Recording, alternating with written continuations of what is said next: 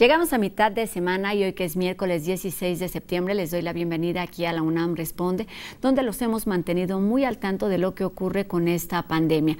Durante muchas semanas y durante todos estos meses hemos escuchado constantemente el término de inmunidad de grupo o de rebaño. ¿Qué significa esto? Pues es una posibilidad de protección colectiva ante el virus del SARS-CoV-2. ¿Cómo se logra? ¿En qué etapa estamos? Para resolver estas y otras dudas, hoy estaremos conversando con especialistas de la Facultad de Medicina y también del Instituto de Biotecnología de nuestra universidad. Durante los próximos minutos también tenemos recomendaciones de cultura, humor y otros reportajes que esperamos sean de su interés. Y comenzamos con la voz del doctor Carlos Rosales, quien, además de hacer un importante trabajo de divulgación científica, nos da un panorama de lo que ocurre con esta pandemia en cifras y números. Comenzamos. Buenas tardes, Rosa. Ayer vimos que una vacuna es una preparación que previene una enfermedad simulando al agente patógeno y sin causar la enfermedad. Veamos cuáles son los tipos de vacunas que existen. Tenemos vacunas que usan un agente similar al agente patógeno, pero causa una enfermedad ligera. El ejemplo de esto es la vacuna contra la viruela, que ya vimos utiliza un virus diferente, el de la viruela vacuna. Otro tipo de vacunas son las vacunas de una cepa atenuada. Esto es, se usa un microorganismo debilitado y ya no puede entonces producir la enfermedad. Ejemplo de estas vacunas es la vacuna contra la fiebre amarilla. Otra vacuna son las vacunas inactivadas. En este caso, el microorganismo está completamente muerto y ya no puede replicarse, pero el sistema inmunológico lo reconoce. Ejemplo es la vacuna contra la poliomielitis. Otras vacunas son las vacunas de subunidades. Esto es, solo partes del microorganismo patógeno, normalmente proteínas, se inyectan junto con una sustancia que promueve y estimula el sistema inmunológico llamada adyuvante, y con eso se genera protección. Ejemplo de estas vacunas son la vacuna contra la hepatitis y la vacuna contra el virus de papiloma humano. Existen las vacunas de vectores virales. En esto se usa un virus que es viable, pero no causa enfermedad, y se hace que el virus exprese proteínas del agente patógeno. De esta forma, el sistema inmunológico lo reconoce, pero no causa enfermedad. La vacuna contra el ébola es un ejemplo de estas vacunas. Y están las vacunas genéticas, que están basadas en usar material genético como ADN o RNA, y con eso se da solo el material genético para que se produzcan en el cuerpo las proteínas del agente patógeno, pero no causan enfermedad. Como en el caso de la pandemia de COVID-19, no sabemos qué tipo de vacuna funcionará. La mejor estrategia para obtener una vacuna es probar todos los tipos de vacunas. Y este es el esfuerzo que se está realizando actualmente a nivel mundial.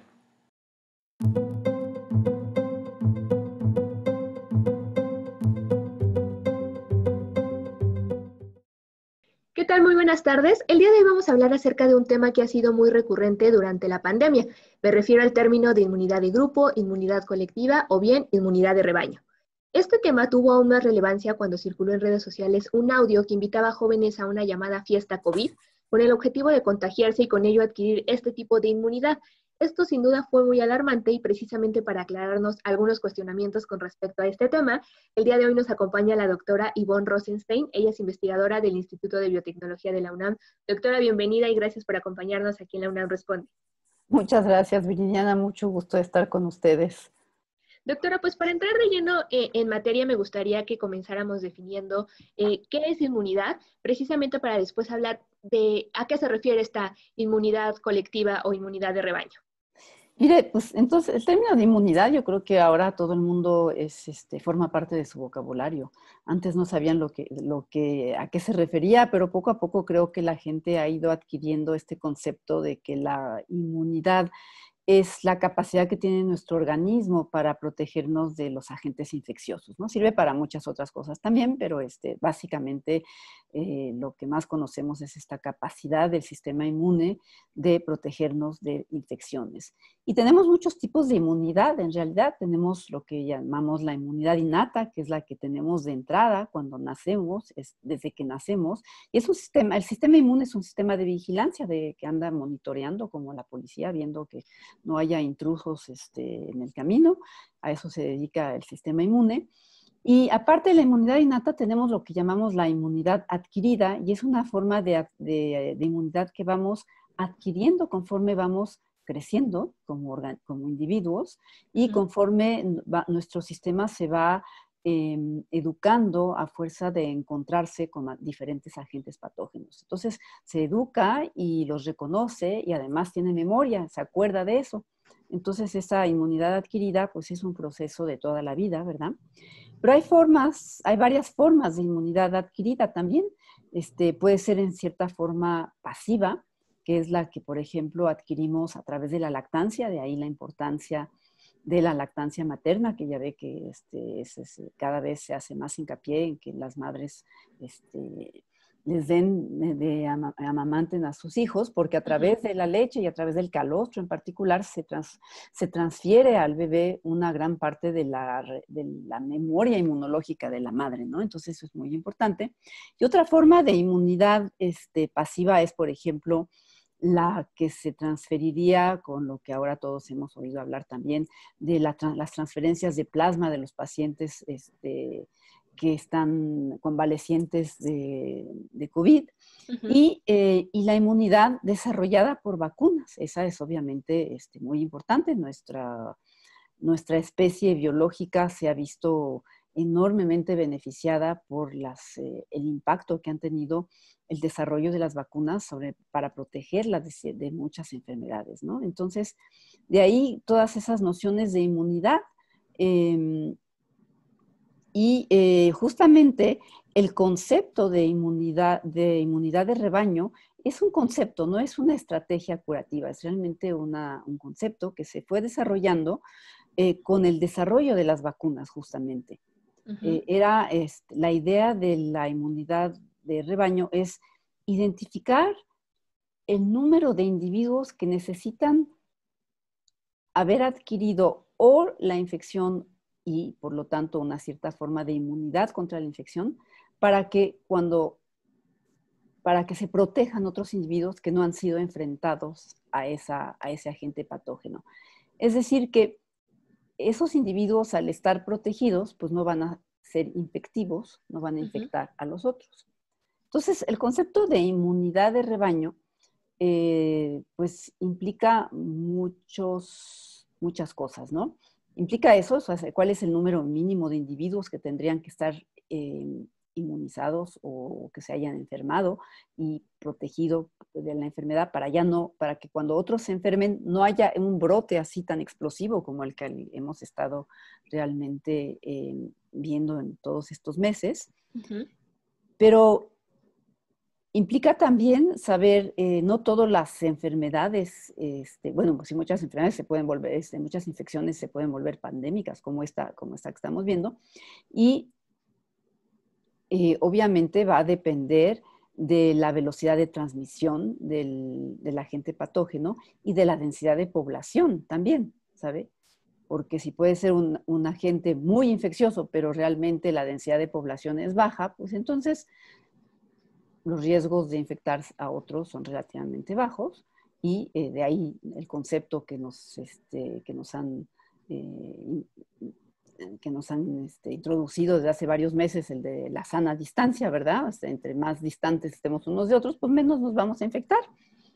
Exacto, doctora. Precisamente hablamos también de un virus nuevo, es decir, no conocemos del todo cómo reacciona, cómo se comporta este virus. Entonces, en la presentación comentaba yo acerca de estas fiestas que circularon en redes, una cosa que me pareció personalmente muy irresponsable y muy alarmante. Me gustaría que nos ayudara a entender qué tan viable podría ser conseguir la inmunidad de rebaño precisamente para atacar el virus del SARS-CoV-2, es decir, en qué formas podemos lograrla y si se puede realizar antes a lo mejor de contar con una vacuna.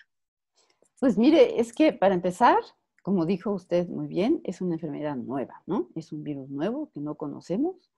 De ahí que, sabe, durante todos estos meses hemos visto todos que ha habido un ir y venir de opiniones, de diagnósticos, de razones por las cuales la enfermedad es más grave, menos grave, etcétera. Todos los días se descubren nuevas, nuevas cosas acerca de esta enfermedad. Entonces, realmente no la conocemos bien todavía.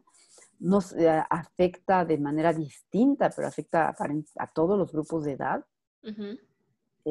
Sabe, al principio dijeron que solamente los viejos éramos más susceptibles y entonces nos mandaron a nuestras casas porque nos querían proteger. Ese es un tema que podríamos discutir luego.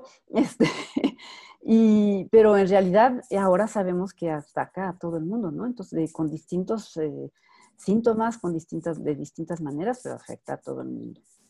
Y precisamente, perdón, hablando de inmunidad, ¿sabemos si hay evidencia de que las personas ya recuperadas de COVID-19 se vuelvan inmunes?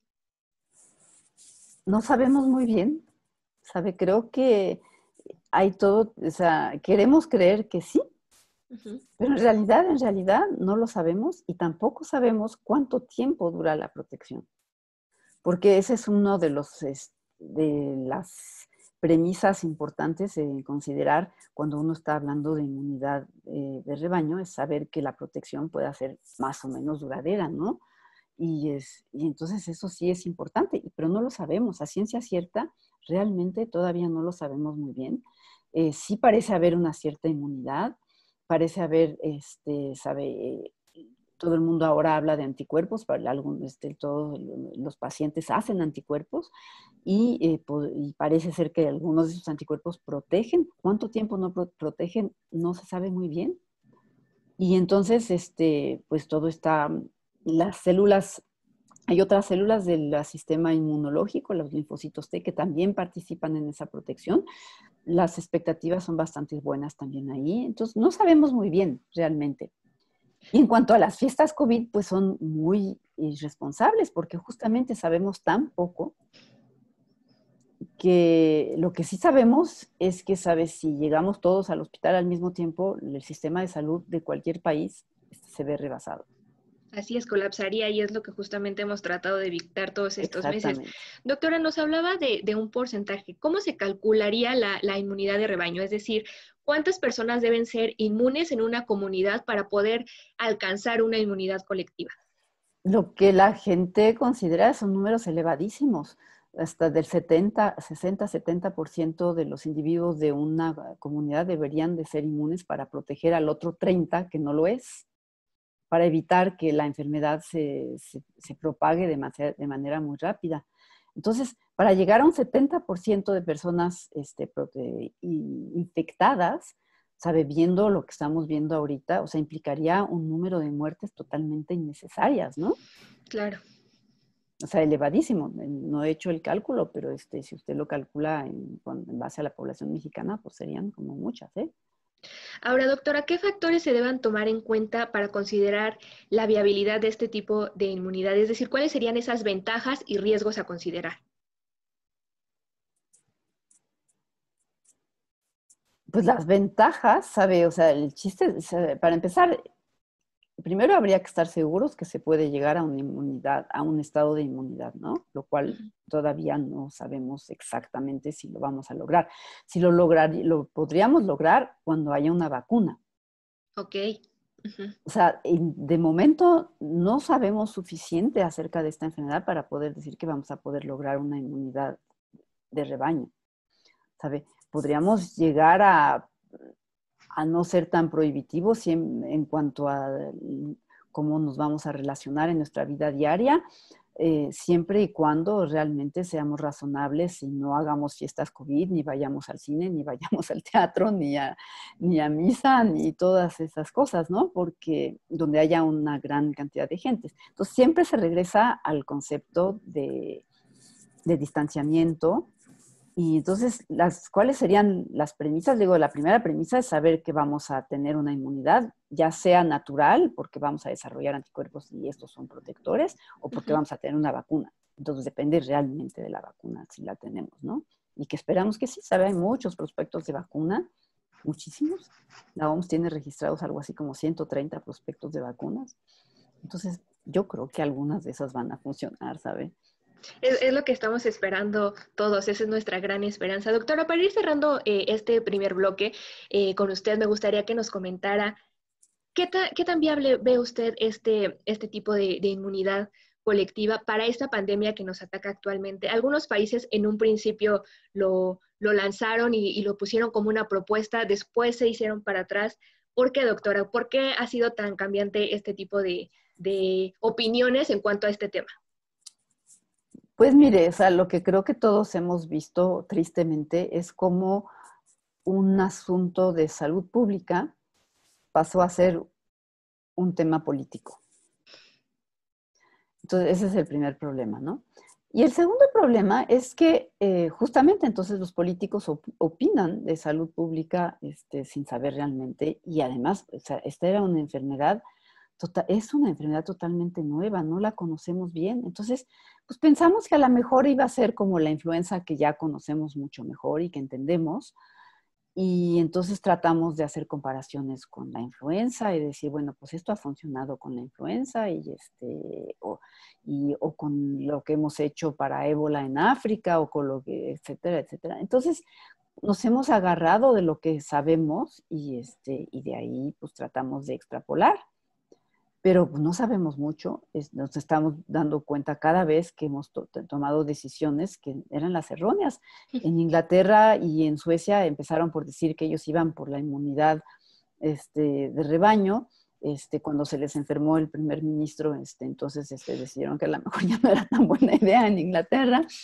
Y los suecos son los que quizás sí lo han hecho más, pero no lo han hecho tan liberalmente tampoco, ¿sabe? Todos hemos visto, sí, esas imágenes de los cafés de Estocolmo, donde todos están muertos de la risa tomándose un café o una cerveza, pero en realidad las agrupaciones de más de 50 personas están totalmente prohibidas. Entonces, es y no es, ¿no? No es esa libertad absoluta. Y entonces, pues otra vez, para regresar a las fiestas COVID, siguen siendo una mala idea. Claro. Doctora Yvonne Rosenstein, le agradezco muchísimo que nos haya abierto las puertas al camino de aprender un poquito más acerca de este concepto que aún está lejos de considerarse precisamente para esta pandemia, como nos lo acaba de mencionar. Le agradezco mucho estos minutos. Muchísimas gracias por estar aquí con nosotros el día de hoy. Bueno, pues muchísimas gracias y espero pues haber ayudado en algo. Seguro que sí, doctora. Muchísimas gracias. A ustedes les comento que seguiremos hablando de este tema en un segundo bloque con otro invitado. No se despeguen de sus pantallas. Continúen con la UNAM Responden. Hay mucha más información. No se vayan.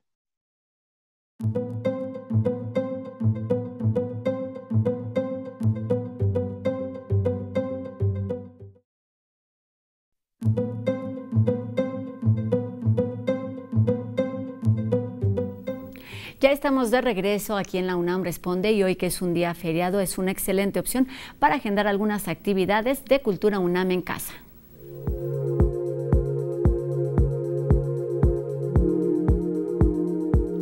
Con única fecha, el Museo Universitario Arte Contemporáneo nos ofrece la exposición Expandir los espacios del arte Helen Escobedo, donde reviviremos en este jueves de recuerdo la muestra que retrata la faceta de esta artista como gestora cultural de los museos de nuestra universidad. Con esta exposición también podrás apreciar parte de la historia de colecciones que tiene el MUAC. Utiliza el hashtag TBT y únete a otros espectadores a la distancia.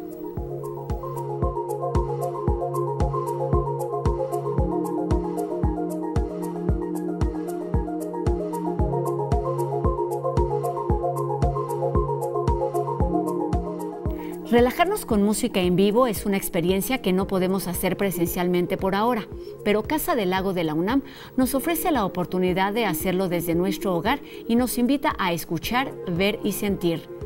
3 octavos, un oído en éxtasis, el misticismo en la música como práctica emancipadora. Relájate y disfruta de estas sesiones de Sama, una práctica auditiva y profunda desde la Sala Rosario Castellanos. ¿Qué significa el oído en éxtasis? Significa repensar el concepto mismo del misticismo a través de las prácticas sonoras.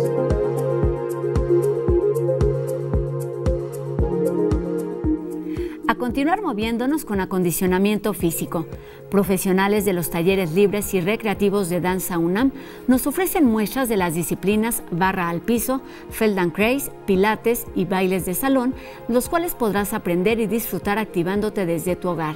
La cita es este jueves 17 de septiembre a las 9 horas a través de las plataformas de Danza UNAM.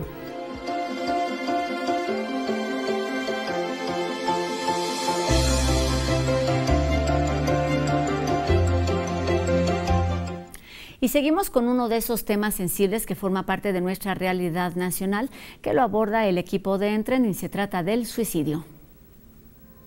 Tenemos muchos motivos para poder seguir adelante y evitar pues lastimarnos y hacernos daño no solamente a nosotros, sino pensar también en el enorme hueco y el dolor que por años podemos dejarle a nuestra familia. La familia y los seres queridos pueden ser la red de apoyo necesaria para que una persona deje de desarrollar pensamientos suicidas. Sin embargo, bajo el contexto de la pandemia de COVID-19, esta red de apoyo se puede ver afectada. Las estrictas políticas de confinamiento y encierro para evitar la propagación del coronavirus resultaron en una pausa prolongada de relaciones interpersonales, lo que puede derivar en el deterioro serio de la salud mental de muchas personas. Todo esto, puede tener repercusiones muy grandes, particularmente en aquellas personas que ya tenían este tipo de pensamientos, ¿no? Pues también el acceso a la salud mental, antes cuando alguien se sentía mal o alguien ya presentaba este tipo de sintomatología depresiva profunda, con pensamientos o ideación suicida, pues lo que se hacía era ir con algún psiquiatra o con algún psicólogo a recibir el tratamiento correspondiente, ¿no? Entonces, cuando entramos a este confinamiento, pues muchos de estos servicios se ven suspendidos y las personas no pueden dar continuidad a estos tratamientos. Además del encierro, que trae consigo la falta de accesibilidad a sistemas de salud mental y limita la interacción social, se suma la crisis económica mundial como un factor importante para que una persona desarrolle o agrave tendencias suicidas. Sin duda, esta parte de la economía puede ser un factor que esté relacionado con la ideación suicida. Ya en algunos otros momentos de la historia económica del mundo se han reportado en diferentes estudios que la tasa de suicidios justamente aumenta durante los tiempos de crisis o de recesión económica. Es probable que la tasa de suicidios se incremente en las personas que están dentro de un rango de edad, o más bien en edad productiva, puede ser desde los 25 hasta los 55 años, justo derivado de la falta de empleo y del crecimiento de deudas, todo esto por reflejo de la situación económica tan difícil que está por venir. Autoridades estatales en México, como el Consejo Nacional de Salud y los Centros de Integración Juvenil, han augurado que la pandemia de COVID-19 representará un riesgo en el aumento de suicidios. Sin embargo, los seres cercanos a alguien con pensamientos suicidas pueden apoyar para disminuir estas ideas y aminorar el dolor emocional de alguien afectado. Entonces, en ese sentido, lo primero que podemos hacer es preguntar. Muchas veces omitimos eventos que son como muy claros porque como que no sabemos cómo abordarlos, ¿no? Muchas veces decimos, mejor no le pregunto, ¿qué tal que se molesta? Después de preguntar tenemos que aprender a escuchar. Y aprender a escuchar implica tratar de evitar dar opiniones, juicios, sermones, incluso.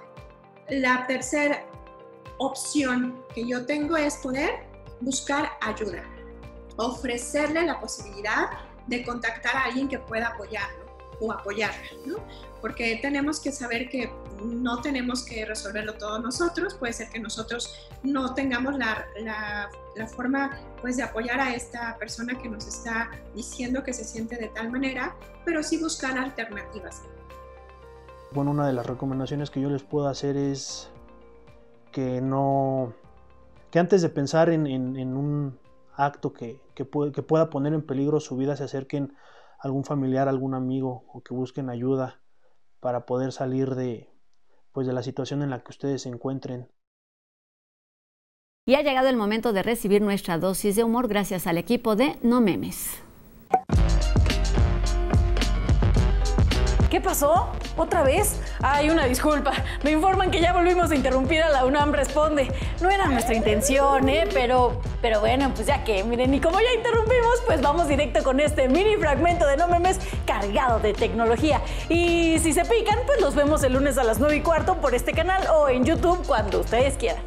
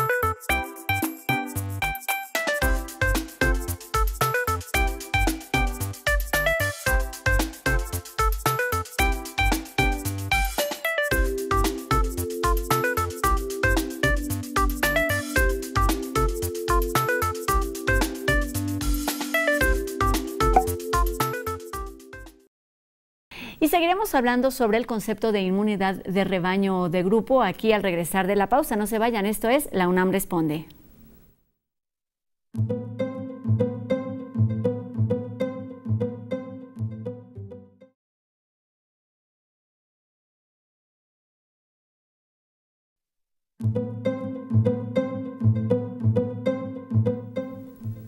Ya estamos de regreso aquí en la UNAM Responde y enseguida tenemos otra pieza que han preparado los reporteros de En Trending relacionados con el tema del suicidio.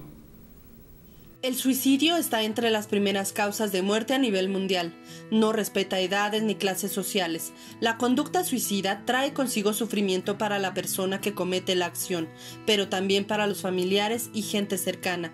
Hoy sabemos, gracias a los avances de la ciencia y el estudio de la mente, que estos actos pueden prevenirse y es posible ayudar a quienes creen que la muerte es una solución a sus problemas. Por eso, desde el 2003, la Asociación Internacional para la Prevención del Suicidio y la Organización Mundial de la Salud promovieron la conmemoración cada 10 de septiembre del Día Mundial para la Prevención del Suicidio, aunque fue hasta el 2014 que la OMS reconoció este problema como una prioridad de salud pública. De acuerdo a las estadísticas de estos organismos, casi 1 millón de personas se suicidan cada año y la población más afectada está en el rango de los 15 a los 44 años. Los jóvenes son el grupo de mayor riesgo en 1/3 de los países del mundo.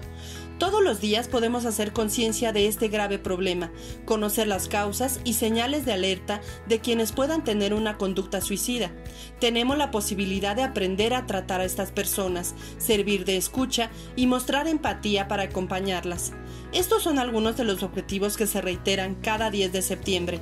Año con año se llevan a cabo conferencias y campañas sociales directas con la gente y a través de los medios de comunicación, así como diversas actividades culturales y deportivas.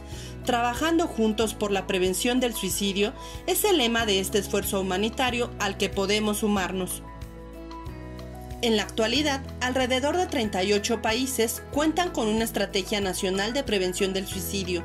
Los Estados miembros de la Organización Mundial de la Salud establecen en los Objetivos de Desarrollo Sostenible con miras al 2030 que la tasa de mortalidad por suicidio debe reducirse como parte del cumplimiento de bienestar de la salud mental a nivel mundial.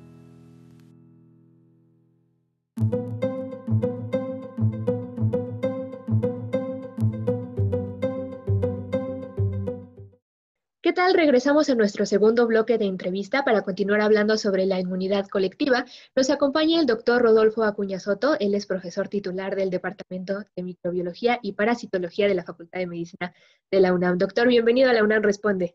Muchas gracias. Buenas tardes. ¿Qué tal? Muy buenas tardes, doctor.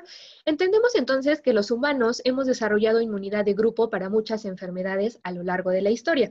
¿Nos puede mencionar, por favor, algunas de ellas y qué diferencias encontramos en el virus del SARS-CoV-2 para desarrollar lo que llamamos inmunidad de rebaño? Ok, déjame empezar por el principio.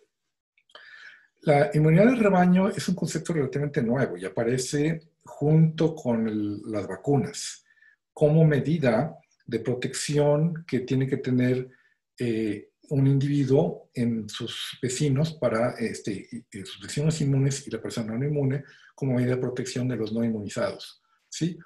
Aparece básicamente con la vacuna de la viruela. La estimación fue de que se necesitaba en el 80% de la población inmunizada, ya sea por vacuna o por forma natural, para proteger al no inmunizado. ¿Ok? Que eran poquitos y andaban por ahí. Los virus siempre andan buscando a la gente y la gente o se esconde o no le toca, pero eventualmente todos más o menos terminan con la enfermedad. Entonces, esa es una medida que se usó mucho para establecer los porcentajes de la población que se tenía que vacunar para proteger a la población y eventualmente también el nivel que tenía, al bloquear esa transmisión, también se bloquea al virus por completo y eventualmente se puede erradicar, en el ejemplo ideal, que fue la viruela, ¿sí? Entonces tuvieron que levantar los niveles de vacunación en todo el mundo en forma sincrónica para que el virus ya no pudiera circular y la enfermedad se erradicó, ¿sí? Lo que se está tratando de hacer ahora con lo mismo con el sarampión. Pero no se deja porque hay ahora, a diferencia de antes, que era la Guerra Fría y todo el mundo obedecía o a un polo o al otro, y se unificaron los dos en ese sentido y se erradicó la viruela.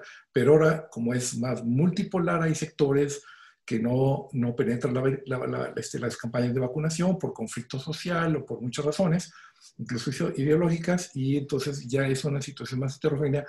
Por eso la erradicación del sarampión es tan difícil ahora. Así que pudo haber sido fácil tal vez en los años 60 como fue con la viruela. Pero es una situación completamente diferente. Ahora, lo que sí es importante mencionar es de que una buena proporción de la población viva ahora en el planeta vive por efecto de las vacunas. Es decir, hay una población muy, muy clara que de no haber tenido vacunas hubiera fallecido. Era la historia antes de las vacunas, que la inmunidad natural de lo que ocurría, por ejemplo, el caso del sarampión, que es una enfermedad muy extremadamente contagiosa. Los niños nacían con la protección de la madre por medio de los anticuerpos que transmitía a través de la placenta a la madre, la lactancia, pero después bajaba la inmunidad, después cuando ya empezaban a comer, y entraban en un periodo de vulnerabilidad. Entonces, por eso a los niños les daba sarampión, a todos nos dio en nuestra época, ¿no? Hasta la vacuna. Y una vez dada, otra condición importante, la infección o la vacuna es una inmunidad de toda la vida. Con el sarampión se observó que le estaba dando a algunos niños que habían sido vacunados, entonces se tuvo que poner un refuerzo, entonces sí la inmunidad ya es permanente. ¿Ok? Ese es el concepto de donde empezamos, el concepto de inmunidad. Pues, pero una inmunidad por la infección como tal, no la tenemos porque siempre en ese sentido la gente que ingresa a la sociedad como niño, como adolescente, como lo que sea, es vulnerable y siempre va a haber un piso de infección, ¿sí? Hasta que realmente por vacunación se eleven los niveles de inmunidad. Artificialmente, pues, pero ese es como se ha realmente podido controlar muchas enfermedades. La lista es larga. Y lo dicen las cartillas de vacunación: difteria, tosferina, neumococo, influenza, rotavirus, sarampión, varicela, papeles, virus del papiloma. Todas estas antes enfermedades muy frecuentes y de alta mortalidad, por ejemplo, caso rotavirus, como mortalidad infantil, niños menores de 5 años, ha cambiado dramáticamente.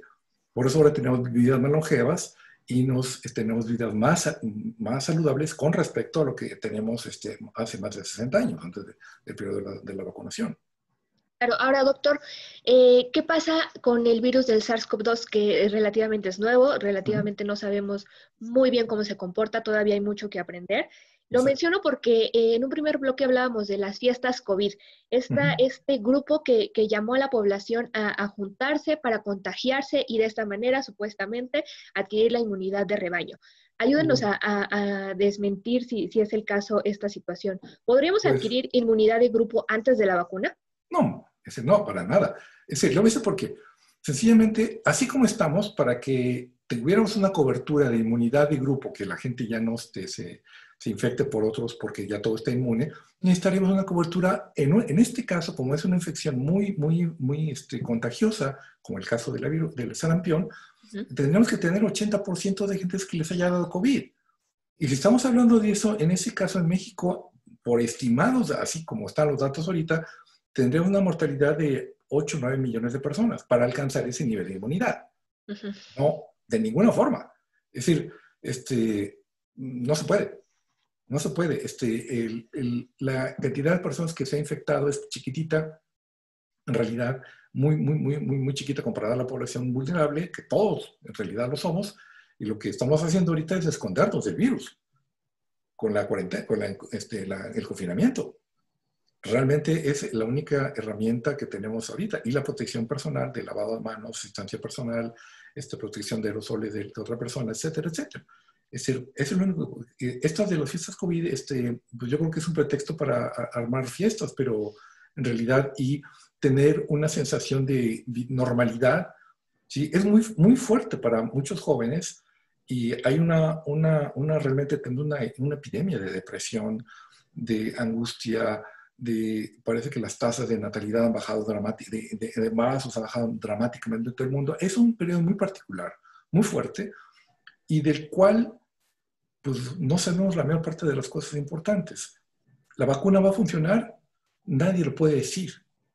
Que funcione, que a una persona le inyectan la vacuna experimental, que reaccione, que sí tiene anticuerpos y es seropositivo, se convirtió, reconoce, pero eso no quiere decir que sea protectivo. Y tampoco quiere decir que vaya a durar mucho. No sabemos, nadie lo sabe en realidad. Y la respuesta uniforme de todos los virólogos y todos los inmunólogos es no sabemos ahorita. Y justamente también esto me lleva a preguntarle sobre la inmunidad adquirida, se podría decir de alguna manera, por los pacientes o más bien por los enfermos ya recuperados de COVID. Es decir, ¿qué tanta posibilidad hay de que precisamente estas personas recuperadas generen este tipo de anticuerpos que nos menciona? Algunos, lo que pasa es, aquí la respuesta, me he cansado de buscar en literatura y he visto una cantidad de videos en conferencias. En realidad no sabemos. No se sabe bien cuál es el nivel de protección que da una infección natural en este momento. Hay algún caso de reportados de personas que han vuelto a infectarse. Y algunas personas que se volvieron a infectar y ahora en una forma asintomática. Pero lo que no sabemos son los porcentajes. ¿Cuál es la composición de la población en global? Algunos igual no les va a dar y nunca les va a dar, o este fenómeno que está viendo va a ser repetitivo. No sabemos. Realmente no podemos dar una opinión firme y darla, sería un error, sobre cuáles serían las consecuencias. Es muy angustiante, yo lo sé, pero no sabemos en realidad si va si la vacuna, hay alrededor de 100 vacunas ahorita registradas en la Organización Mundial de Salud, una o combinación de algunas probablemente den cierta inmunidad por cierto tiempo, no sabemos, ojalá y funcione a largo plazo, algunas de ellas son vacunas muy novedosas, no sabemos, tienen que pasar todas sus pruebas y esperamos, cruzamos los dedos, todo el mundo los tiene cruzados para realmente tener alguna respuesta satisfactoria. ¿Qué podemos hacer aparte de tener miedo y protegernos y todo esto? Realmente yo creo que cada país ha hecho una respuesta ligeramente diferente o completamente diferente. Pero la intención, como yo veo a México en este sentido, fue un compromiso en que va a ser imposible que haya un encerramiento generalizado y paralización absoluta. No se puede. Sencillamente más de la población, o la mitad de la población vive al día en una economía no ilegal, pero extraoficial, y no se puede, sencillamente. Entonces es una combinación entre no saturar los sistemas hospitalarios para que dé tiempo a respirar y no llegar al momento en que realmente tengamos un exceso de muertes por falta de atención. Ese fue el compromiso al que llegamos. Y realmente en este momento la responsabilidad del individuo, ¿sí? El Estado hace lo que puede y si no estamos o no estamos de acuerdo, aún así la responsabilidad es de cada uno de nosotros. Claro, doctor, entender también que la inmunidad, no solamente la inmunidad de rebaño, sino en general la inmunidad se desarrolla diferente en las diferentes regiones o poblaciones. Entonces, ¿cómo estará México en esta situación? Por ejemplo, se ve, con el tratamiento de pacientes en fase aguda con suero de pacientes convalecientes. Hasta donde sé, no resultó muy exitoso el trabajo. Entonces, por alguna razón, porque no eran la conservación suficiente, no había pasado el tiempo suficiente, todavía no habían generado los niveles de anticuerpos suficientes del momento de la infección a la respuesta completa, etc. Hay muchas dudas, ¿no? Pero es muy feo y muy triste darle puras respuestas de no sabemos y quién sabe, pero realmente esa es la respuesta, ¿sí? ¿Cuál va a ser la potencia de estos anticuerpos? Ojalá y buena, ¿sí? Y otra cosa que le voy a decir, nosotros por naturaleza y por evolución somos muy diversos. ¿En qué sentido? De que somos diversos porque una persona puede ser muy susceptible a una enfermedad. Por ejemplo, alguien le da un catarro y a la misma persona contagió a otro y le va un catarrazazo impresionante y a otro le da nada y otro ni cuenta se dio, ¿sí? Porque somos muy diversos. Y esto es una garantía evolutiva de que en eventos de catástrofes epidémicas alguien va a sobrevivir o algún grupo va a sobrevivir, ¿sí? Esa es nuestra protección biológica en contra de todo este tipo de cosas que ha sido probada por millones de años antes de que fuéramos humanos. Y en ese sentido, por ejemplo, en cualquier enfermedad de influenza, hay gente que le da unas influenzotas marca diablo y el mismo virus es asintomático en otro y el otro se muere. Lo mismo ocurre con el COVID-19, el SARS-CoV-2. Es exactamente igual. Hay gente muy susceptible que por cuestiones de inmunidad, de edad, lo que sea, es muy susceptible y hace cuadros graves y muere, y otros no.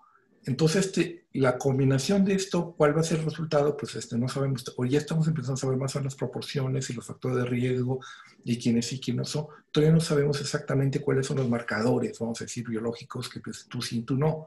Todavía no. Pero la respuesta que salga de la pregunta que me acaba de hacer es que va a ser muy diverso. Y va a ser una curva que no sabemos dónde está el centro, pero va a ser una curva, ¿sí? De gente muy vulnerable y gente muy resistente. Claro, doctor, para ir cerrando nuestra entrevista y respecto a este tema, como dice, aún falta mucha investigación, aún hay preguntas que no se pueden responder concretamente. Sin embargo, me gustaría que aterrizáramos en que usted nos comentara precisamente cómo se logra la inmunidad, la inmunidad de rebaño, cuáles son esos factores para alcanzarla y tener bien en consideración. Uno, que la inmunidad sea sostenida por un largo periodo de tiempo, preferentemente de por vida, es así. Dos, que existe una vacuna para hacer eso. O que también que la enfermedad cause inmunidad permanente. Esas son las condiciones para crear una inmunidad de rebaño suficiente para erradicar o controlar por medio de vacuna una enfermedad, ¿sí? Tenemos el caso, por ejemplo, de la influenza, ¿sí? Que esa cambia con año, de tal forma que los anticuerpos que forman las personas que tuvieron la enfermedad el año pasado no les sirve para la siguiente estación. Entonces, va a ser según el virus se comporte en población humana. Y como es un virus nuevo, pues vamos a tener que realmente tener el ciclo completo más o menos conocido para saber. Afortunadamente, nunca mejor que antes habíamos estado tan preparados para tratar múltiples vacunas y estamos en el nivel de desarrollo realmente como nunca lo habíamos estado. Entonces, eso da mucha confianza, por un lado, de que seguramente la gente no para por eso, en realidad, y la UNAM tampoco. Entonces, tenemos varios prototipos en la UNAM, etcétera, y la gente está trabajando muy fuerte para encontrar esta formulación de vacuna que puede resultar en el mejor caso. Yo creo que si existe, la van a encontrar. Seguro, doctor. Le agradezco mucho. Desafortunadamente se nos termina el tiempo para esta entrevista. Le agradezco mucho que nos haya ilustrado más en este concepto y que nos haya acompañado aquí en la UNAM Responde. Doctor. Muchísimas gracias, fue un placer. Gracias a usted, doctor Rodolfo Acuña Soto.